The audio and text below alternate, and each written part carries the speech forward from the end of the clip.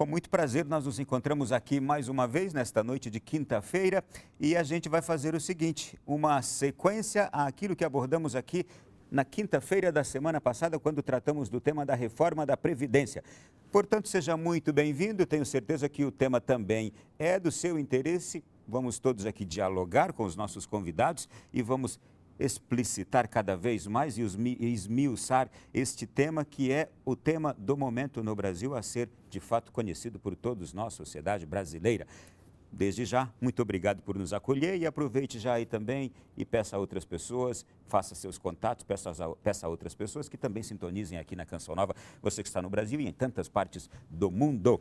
Pois bem, a introdução que faço é a seguinte, o governo pretende levar a votação da reforma da Previdência em plenário somente no mês de junho, buscando garantir os 308 votos, 3/5 da Casa, necessários na Câmara para a aprovação de uma proposta de emenda à Constituição.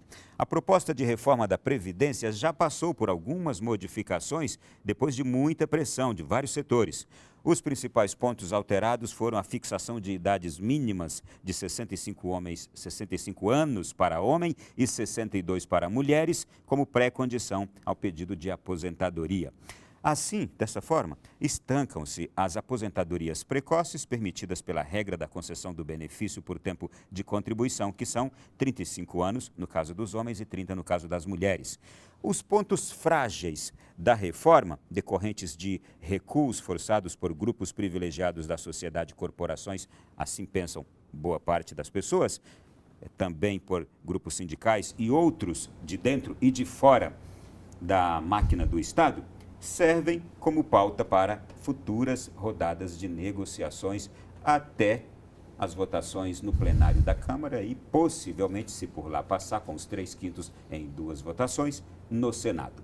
Hoje nós vamos mais uma vez tratar deste tema aqui de diferenças, perdas, benefícios e vamos esmiuçar um pouco mais nos regimes todos que esta reforma está propondo mudanças. Quero cumprimentar aqui Luciano Fazio, consultor e especialista previdenciário, de volta aqui desde a semana passada. Obrigado, Luciano. Obrigado pela oportunidade, eu que agradeço. Muito bom. A nossa mediadora aqui na conversa, Diana Vaz de Lima, professora de Contabilidade Previdenciária da UNB. Prazer novamente estar aqui com vocês. Que bom, então, que bom tê-la aqui.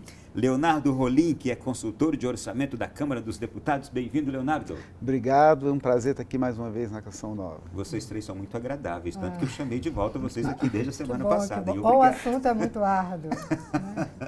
E você de casa pode participar também enviando as questões que você aí tiver dúvidas, aquilo que for sendo suscitado também a sua curiosidade. Por favor, participe, já deve estar aparecendo aí na nossa tela.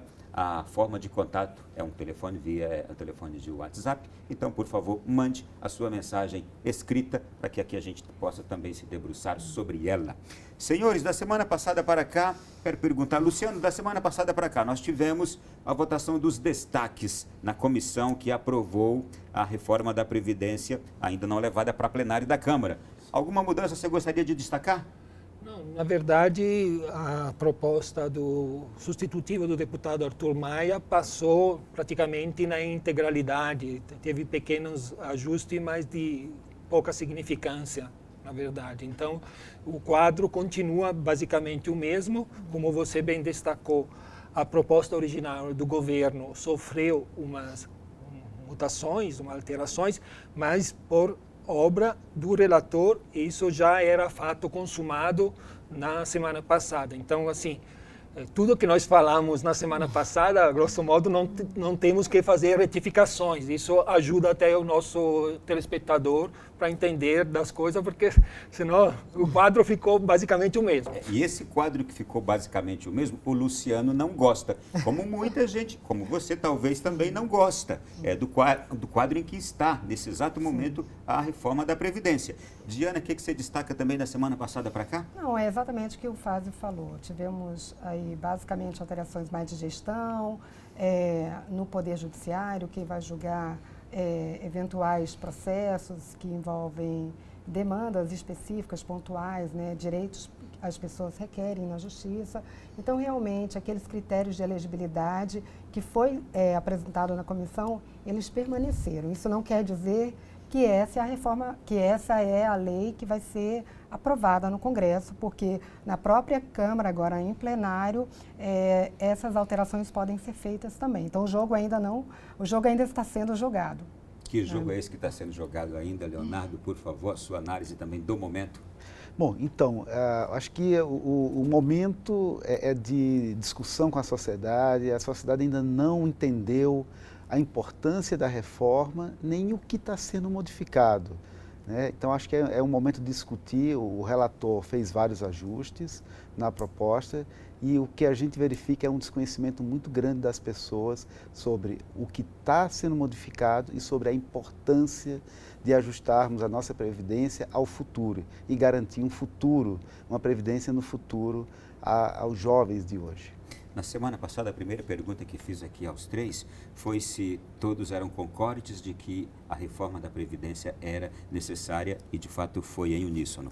E agora essa reforma que é necessária ser feita, ela não está agradando a grande parte da sociedade, está agradando a outra parte da sociedade e nós vamos entrar aqui agora, especialmente nas questões que agradam e que desagradam, talvez por desconhecimento, talvez por falta de diálogo, talvez por mais esclarecimentos. Pois bem, Diana, eu vou lhe dar a seguinte missão.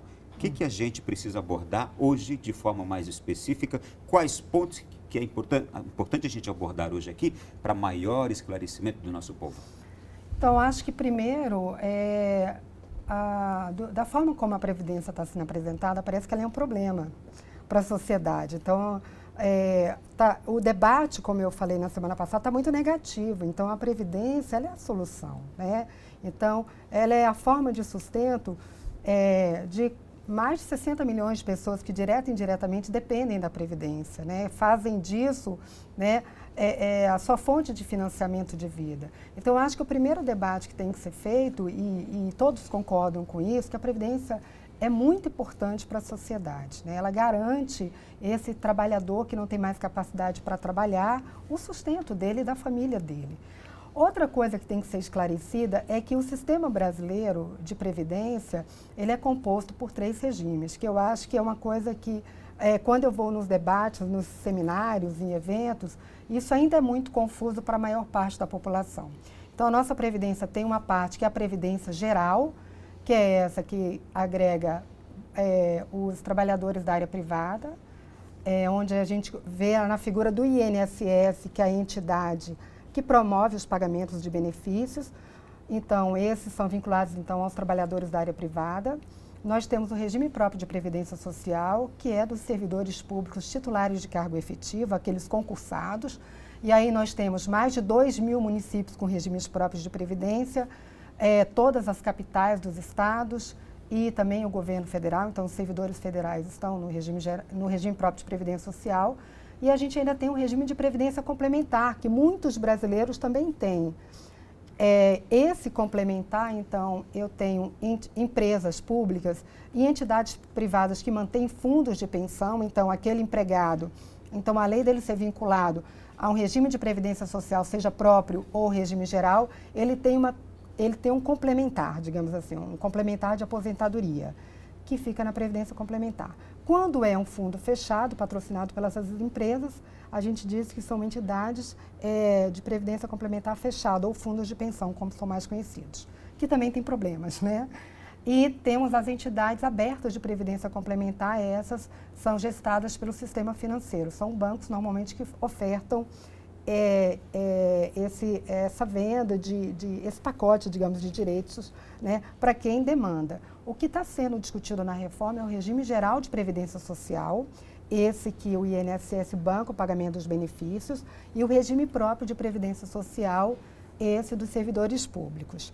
E o que está sendo discutido é uma equiparação de critérios de elegibilidade entre esses dois, o regime geral e o regime próprio, porque eles fazem uso de recursos públicos para serem mantidos. Muito bem. Olha, obrigado por já nos dar aqui um bom norte para essa nossa conversa da noite de hoje. Vou perguntar para o Luciano. Luciano, neste regime geral, o que você está enxergando que não está bom? Por favor, nos traga aqui para que a gente... E fiquemos todos à vontade para a gente ir comentando sobre isso. Sim, na verdade, você me apresentou como uma pessoa contra a reforma, eu acho que tem realmente aspectos a criticar, mas o principal aqui é que nós estamos tentando esclarecer a população também numa questão informativa, né? Porque senão parece um pouco um fla-flu, né? É isso. Mas, na verdade, assim, então, assim, realmente, a proposta de reforma, na questão do regime geral, ela tem algumas mudanças muito drásticas que, na minha visão, elas correm o risco de minar a questão da proteção previdenciária para uma grande parte da população. Em particular, né, são duas grandes questões que dizem respeito à maioria dos segurados, que é aumento drástico do tempo de carência, ou seja, do número de meses necessários para contribuir, né, para fazer contribuições, para que seja concedida depois, para adquirir o direito, adquirir e ser concedida a aposentadoria. É possível falar qual é esse aumento? Que aumento é isso? Na verdade é o seguinte, hoje, nós na verdade temos duas aposentadorias. A aposentadoria por tempo de contribuição, que tem uma carência elevada, porque é o único critério, que é 35 anos para os homens e 30 para as mulheres. Essa aposentadoria, ela será extinta progressivamente, né? Isso foi já um avanço na gradualidade da extinção da proposta do substitutivo. Mas a grande questão é que a principal aposentadoria é por idade e passa de 180 contribuições mensais ao longo da vida laboral com o mínimo, né, 15 anos, para 25 anos, ou seja, 300 contribuições mensais. Isso é um problema muito sério, porque o mercado de trabalho brasileiro faz com que muitas pessoas não consigam contribuir tanto tempo. Parece pouco, mas é muito, porque, em média, as pessoas, o segurado do INSS contribui 9 meses ao ano. E tem 18 milhões de pessoas que contribuem até 6 meses, ou seja, 3, 4, 2, 5 meses, até 6, mas, ou seja, para eles, os 25 anos de contribuições, na verdade, são 50 anos de idade para adquirir o direito. E, ao contrário de outros países, na proposta atual não tem uma proporcionalidade, ou seja, eu consegui contribuir 24 anos, então faço jus a um benefício reduzido porque contribuí menos do que a lei, suponhamos aprovada essa proposta, me diz que era necessário. Não, no Brasil é assim, eu não cheguei aos 25 anos, não tenho benefício e as contribuições não são me devolvidas.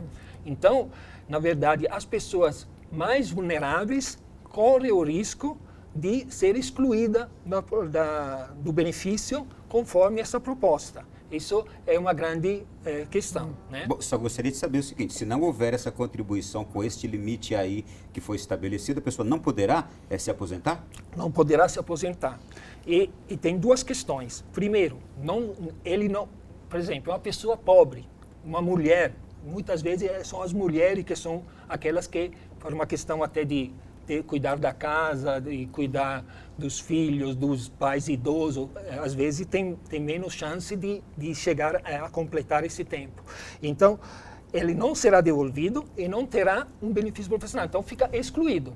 Então, é o seguinte, olha, desculpe, você não cumpriu o necessário, não tenho nada a lhe oferecer. Posso só interromper e pedir claro, um contraponto do sim, Leonardo claro, nessa mesma questão, Leonardo? Por favor, aborde a mesma questão com a sua visão. Bom, em primeiro lugar, eu inclusive concordo com o Luciano que deveria haver uma integração entre o benefício contributivo e o não contributivo. Ou seja, se você não atingiu o mínimo para o benefício contributivo, você receber uma parcela menor. Acontece que no Brasil é garantido o salário mínimo para todos, tanto no benefício contributivo como no não contributivo, que é o chamado benefício de prestação continuada, o BPC. Portanto, se a pessoa não conseguiu contribuir o tempo necessário, ela não vai ficar desamparada, ela vai receber a mesma coisa, só que pelo benefício não contributivo. Isso apenas o Brasil tem, não conheço nenhum outro país do mundo em que o benefício contributivo seja igual ao não contributivo. O Brasil é o único. Todos os países que têm uma previdência mais organizada, eles têm um benefício não contributivo. Em muitos deles é universal. Eu, inclusive, defendo que no Brasil seja universal também. Porém, ele é menor. Ele não é igual ao salário mínimo, ele sempre é menor. E aí, nesses casos, se a pessoa não conseguiu contribuir o mínimo para ter o benefício contributivo, então ele recebe um intermediário entre o não contributivo e o contributivo. No Chile, por exemplo, é assim. Mas como para todos está garantido o salário mínimo, então não é verdade que a pessoa vai ficar desprotegida. Se ele não conseguiu tempo de contribuição para receber o benefício contributivo, ele vai receber o BPC, um benefício não contributivo, que tem o mesmo valor de um salário mínimo. Outro ponto importante é que o aumento de 15 para 25 anos não é automático. É bom deixar isso claro para as pessoas não se assustarem. Ele vai aumentar aos pouquinhos, só daqui a 20 anos é que esse tempo vai estar em 25 anos. Então, só em 2020 vai ter o primeiro aumento de 6 meses, então a cada 2 anos vai aumentando 6 meses, e lá em 2038 é que vai chegar aos 25 anos. E qual é o argumento para que se vá aumentando gradativamente este tempo? Então, vai aumentando gradativamente justamente para as pessoas terem tempo de se programarem para contribuir mais. Por que aumentar a contribuição? Para que a gente tenha uma menor informalidade no Brasil. Inclusive, essa informalidade já vem caindo. No início da década passada, a proteção previdenciária era pouco mais de 50%. Hoje está acima de 70%.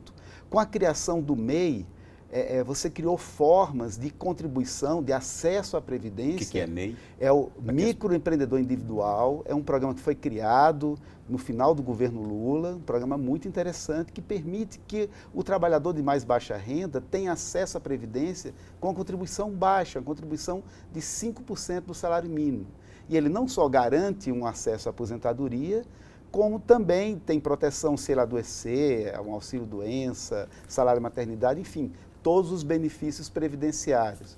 Então, com a criação desse instrumento adicional, além dos outros que já tinham, então, ficou cada vez mais fácil e menos oneroso para contribuir para a Previdência. A Previdência, na nossa Constituição, é o benefício contributivo. Eu só gostaria de chegar a uma conclusão aqui. Portanto, se a pessoa não contribuir com aquele período que está estabelecido, segundo a reforma da Previdência, ela não ficará desamparada de pelo menos um salário mínimo? Não é bem assim. Não é bem...